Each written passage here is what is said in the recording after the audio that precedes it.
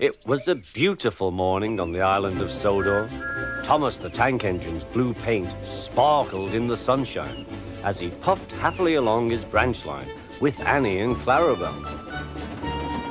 He was feeling very pleased with himself.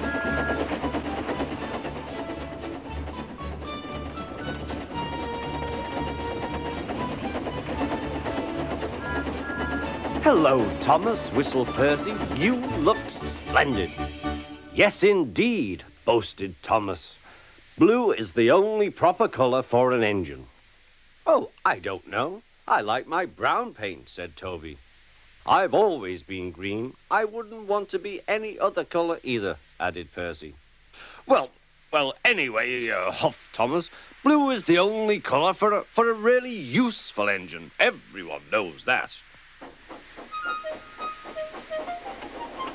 Percy said no more. He just grinned at Toby. Later, Thomas was resting when Percy arrived. A large hopper was loading his trucks full of coal. Thomas was still being cheeky. "Careful," he warned. "Watch out with those silly trucks." Go on, go on," muttered the trucks. "And by the way," went on Thomas, "those buffers don't look very safe to me." The last load poured down. "Help! I'm choking!" cried Thomas. "Get me out!" Percy was worried, but he couldn't help laughing. Thomas's smart blue paint was covered in coal dust from smoke box to bunker. "Ha ha," chuckled Percy. "You don't look really useful now, Thomas.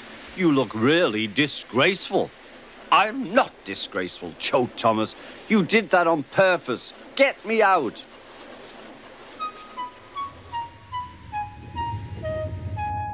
It took so long to clean Thomas that he wasn't in time for his next train. Toby had to take Annie and Clarabel. "Poor Thomas," whispered Annie to Clarabel. They were most upset.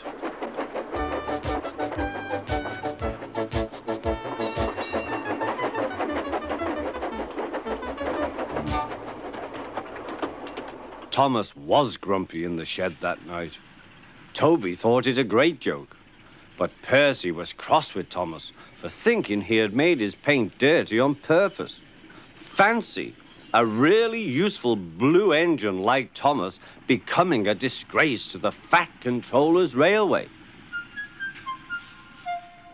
Next day, Thomas was feeling more cheerful as he watched Percy bring his trucks from the junction. The trucks were heavy and Percy was tired.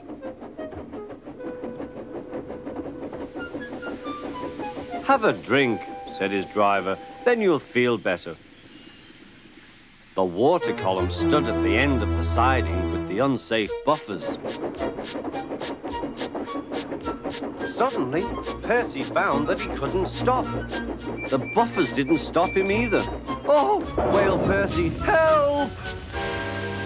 The buffers were broken and Percy was wheel-deep in coal. It was time for Thomas to leave. He had seen everything. "Now Percy has learned his lesson too," he chuckled to himself.